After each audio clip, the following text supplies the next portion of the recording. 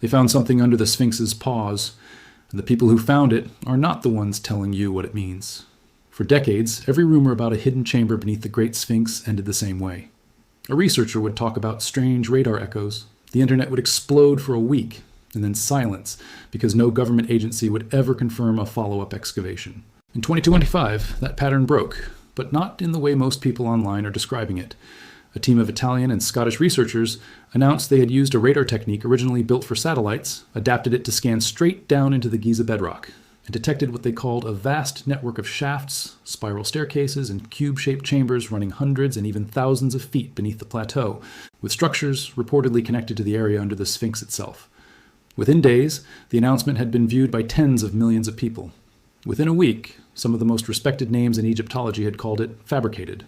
What actually happened between that press conference and the backlash tells you more about the Sphinx, about how fragile it really is, and about how easily a real discovery gets buried under a louder story than almost any single claim floating around the internet right now. To understand why this matters, you need to understand what was actually detected, who detected it, and why the same monument keeps generating this exact kind of controversy every few decades, almost like clockwork. Start with the method.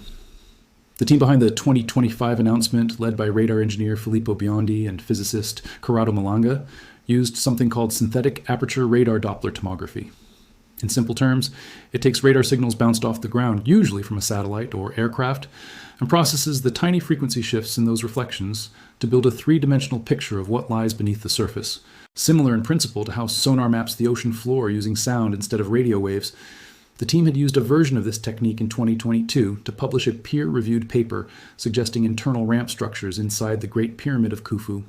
That earlier paper gave them credibility, so when they returned in March 2025 and announced that the same technology, aimed at the Khafre Pyramid and the surrounding plateau, had revealed 8 vertical shafts descending more than 2,000 feet, connected by spiraling pathways to 2 massive cube-shaped chambers, and linked to further unidentified structures near the Sphinx at depths approaching 4,000 feet, a huge number of people took it seriously immediately. The claims kept escalating from there. Some reports attributed to the team suggested the underground network could be nearly 40,000 years old, predating the accepted construction date of the pyramids by tens of thousands of years. Others tied the shafts to ancient Egyptian religious texts describing the halls of Amenti, a mythological underworld mentioned in later funerary literature. And almost immediately, believers in Edgar Cayce's old prophecy about a lost hall of records, hidden beneath the Sphinx's right paw, treated this as the moment their decades-old prediction had finally been vindicated. Then the pushback started, and it came fast, and from serious people. Zahi Hawass, Egypt's former Minister of Antiquities and arguably the most influential Egyptologist alive, called the entire announcement fake news within days.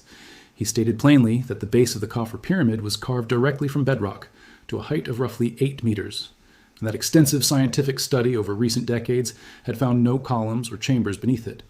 He went further, describing the claims as fabrications from people with no real expertise in ancient Egyptian civilization, and noted that no excavation permit had ever been requested or granted for this kind of work around the pyramids.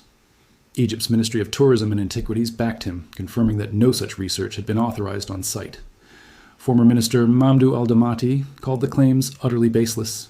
Egyptologist Hussein Abdelbasir pointed out something that mattered just as much as any of the specific rejections, that the findings had never gone through peer review.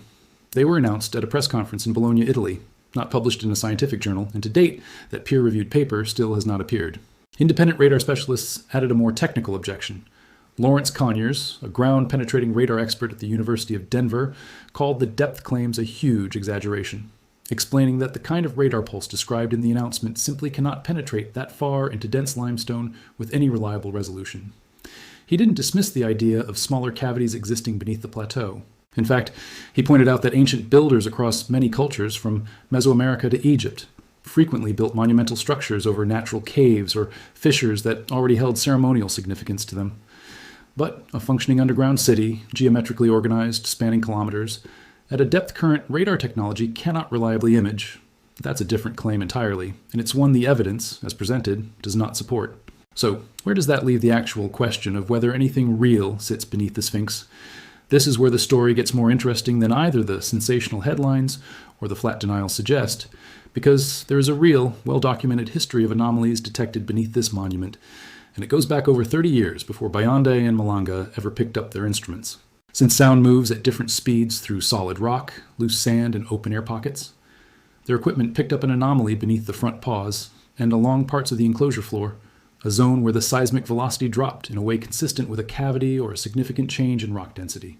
The readings suggested a rectangular shape roughly 25 feet down, running somewhere in the range of 10 to 12 meters across, a shape and a depth specific enough that it wasn't easily explained away as random noise in the data.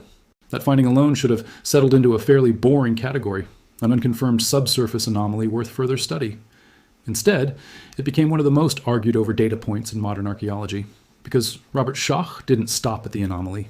He connected it to a separate and far more controversial argument he had already been developing, that the deep, rounded vertical grooves running down the enclosure walls of the Sphinx looked less like wind and sand erosion and much more like the pattern left behind by prolonged, heavy rainfall. If that reading of the erosion pattern is correct, it creates a serious problem for the traditional timeline, because the last period in which the Giza Plateau received that kind of sustained rainfall was thousands of years before the accepted date of construction, during a much wetter phase of North Africa's climate, before the region became the desert we know today.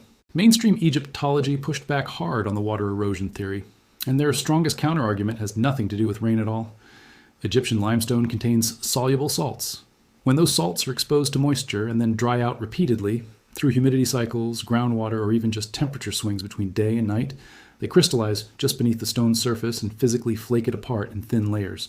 This process, known as salt weathering, produces rounded, smooth surfaces that can look remarkably similar to water erosion to the naked eye, and it has been documented extensively across limestone monuments throughout Egypt, including formal conservation reports on the Sphinx itself, which lists salt-driven decay as one of the most active and dangerous threats to the monument today. Add to that the fact that the Sphinx was buried in sand up to its neck for the majority of its known history, sand that trapped moisture directly against the stone for centuries at a stretch, and a purely conventional explanation for the erosion pattern becomes entirely plausible without needing to move the construction date at all. There's also a detail that rarely makes it into the viral versions of this argument, which is that the Sphinx wasn't carved from one uniform block of stone. It was cut from layered limestone with genuinely different densities. The softer, more porous layers making up the lion's body, and much harder. Denser layers used for the head. Softer stone erodes faster under almost any mechanism, water or salt or wind, which means comparing the weathering on the body to the weathering on nearby structures built from harder stone can be misleading if that difference in material isn't accounted for first. None of this proves Schoch wrong. Independent researchers to this day still treat the water erosion hypothesis as an open, serious question rather than a settled one, precisely because both explanations, water and salt, can produce visually similar results, and separating them conclusively requires exactly the kind of hands-on geological sampling that Egyptian authorities have historically been reluctant to authorize on such a sensitive monument. What can be said clearly is that the original 1990s anomaly beneath the paws was real, it was measured with legitimate seismic equipment by credentialed researchers, and it has never been fully explained through excavation, because no excavation into that specific space has ever been permitted. This is the deeper context that the 2025 announcement stepped into. Biondi and Malango weren't inventing the idea of something anomalous beneath the Sphinx out of nothing. They were building on a real 3-decade-old open question and dramatically inflating both the scale and the certainty of what their instruments could actually show. That's a very different kind of problem than simply lying. It's the more common failure mode in fringe archaeology, taking a genuine unresolved data point and stretching it, through unreviewed technology and press conference theatrics, into a claim about an ancient megastructure and a lost civilization that the underlying data cannot support. And this is where the geology of the Giza Plateau actually offers a much less exciting, but far more scientifically solid, explanation for why any of these anomalies exist at all. The entire plateau sits on a formation called Mokattam limestone, a highly fractured, naturally porous type of rock classified as karst. Karst landscapes form when slightly acidic rainwater carrying dissolved carbon dioxide slowly dissolves channels and pockets through limestone over enormous stretches of time. The same basic process that carves out cave systems all over the world, from Kentucky to southern China. A karst landscape can look completely solid on the surface while riddled underneath with natural voids, fractures, and irregular cavities. Exactly the kind of features that would show up on radar or seismic equipment as anomalies, without a single human hand ever having touched them. When earlier drilling attempts going back decades physically probed some of the smaller voids detected near the Sphinx, what they found wasn't smoothly carved walls or ancient artifacts. It was irregular natural cavities filled with loose sand and groundwater. consistent with ordinary karst formation rather than deliberate construction. That doesn't mean every anomaly under Giza is natural. It means natural explanations have to be ruled out before extraordinary ones are taken seriously. And so far, in every case where Egyptian authorities have actually allowed physical investigation, the natural explanation has held up. Now here's the part of this story that almost nobody covering it as a treasure hunt wants to sit with, because it's not as thrilling as a lost haul of Atlantean records, but it is, in a very real sense, worse. The genuine, well-documented danger facing the Sphinx isn't a hidden chamber waiting to be unsealed. It's the ongoing, active deterioration of the monument itself.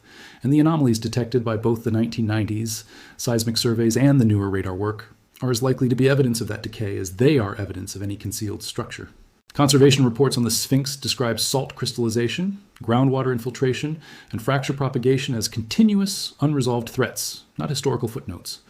Rising groundwater levels around the Giza Plateau, driven in part by nearby agricultural irrigation and urban development over the past century, have measurably increased the moisture reaching the Sphinx's base. Every increase in subsurface moisture accelerates the very salt weathering process responsible for so much of the monument's surface damage. And it also increases the likelihood of exactly the kind of loosely defined, ambiguous cavity that shows up on radar and seismic scans as a tantalizing anomaly. In other words, some portion of what enthusiasts want to be a sealed ancient room may instead be a symptom of a 3,000-year-old structure slowly losing a fight against water it was never built to withstand indefinitely. That is a far less romantic headline than a hall of forgotten wisdom, but if it's accurate, it deserves more urgent attention than any lost city ever would, because it's a problem with a clock attached to it.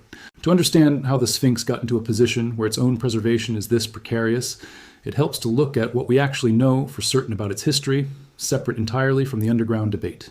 The monument is generally attributed to Pharaoh Khafre of Egypt's 4th dynasty, ruling somewhere around 2520 to 2494 BCE. That attribution isn't based on guesswork. The Valley Temple, standing directly beside the Sphinx, was built using limestone blocks quarried from the very trench carved out to create the Sphinx's body, physically tying the two structures to the same construction project. A statue of Khafre himself was recovered from inside the temple. Radiocarbon dating performed on organic material found in mortar samples from across the Giza Plateau, conducted through the 1980s and 1990s, consistently returned dates in the 3rd millennium BCE, aligning with the broader Old Kingdom construction timeline, even though the Sphinx's core limestone body, being inorganic rock rather than organic material, cannot itself be radiocarbon dated directly. The monument's visible history since then is one of near constant burial, rediscovery, damage, and repair. Pharaoh Thutmose IV of the New Kingdom left behind a granite slab known as the Dream Stele between the Sphinx's paws around 1401 BCE. Describing how he fell asleep in the monument's shadow while it lay buried in sand up to its neck, and dreamed that the Sphinx promised him the throne of Egypt if he cleared the sand away. He did, and became pharaoh. That inscription tells us that by the New Kingdom, well over 1,000 years after its construction, the Sphinx was already considered an ancient sacred structure in need of active care. A detail that matters, because it means most of the Sphinx's existence has been spent buried, exposed, buried again, and repaired, layer after layer, rather than standing untouched in the open air. Badly eroded body. Some of that 20th century restoration work used cement patches that later failed and had to be replaced. A reminder that even modern conservation attempts have sometimes made the underlying stress on the monument worse before making it better. That long history of burial and exposure is also directly responsible for some of the Sphinx's most recognizable damage. The missing nose is often blamed on Napoleon's soldiers using it for target practice during the French campaign of 1798. But that story doesn't hold up against the evidence. A sketch made by Danish traveler Frederick Louis Norden in 1737, more than 60 years before Napoleon ever set foot in Egypt, already shows the nose missing. Chisel marks and drill holes found beneath the nostril and along the bridge suggest something closer to deliberate removal using hand tools, rods driven in and used to pry the stone away, rather than cannon fire, which tends to leave very different fracture patterns entirely. The earliest written account, from the 15th century Arab historian al-Makrizi, describes a Sufi named Muhammad Sa'im al-Dahar, disfiguring the face in 1378 CE after seeing local peasants making offerings to it, viewing the practice as idolatrous, and being killed by an angry crowd shortly afterward as a result. It isn't courtroom-level proof, but it lines up with the physical damage far better than the Napoleon story does, and most modern historians treat it as the strongest available explanation. The Sphinx also once wore a ceremonial braided beard, a symbol of royal and divine status, fragments of which are now held in the British Museum and were recovered from excavations around the monument's paws in the early 19th century. Stylistically, those fragments date to the New Kingdom, meaning the beard was very likely added centuries after the original construction, probably as part of restoration efforts under Thutmose IV, rather than being part of the Sphinx's original 4th dynasty design. And there is the matter of proportion.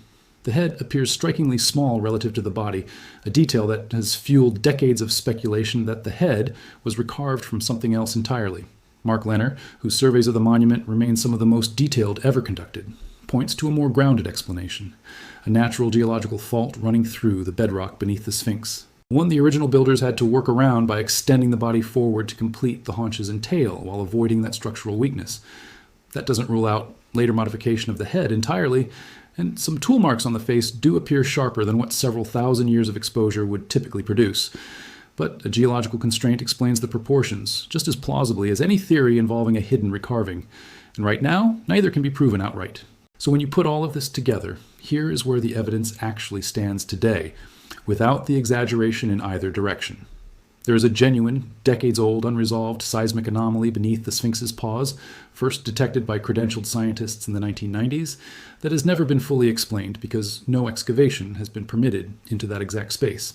There is a separate, far larger, and far less credible set of claims from 2025, describing an entire underground city, unpublished, unreviewed, and rejected by essentially every senior Egyptologist who has weighed in, including the very government body that would need to authorize any real investigation. There is a well-supported natural explanation, Karst limestone geology, for why radar and seismic anomalies would exist across the plateau even without any human construction involved.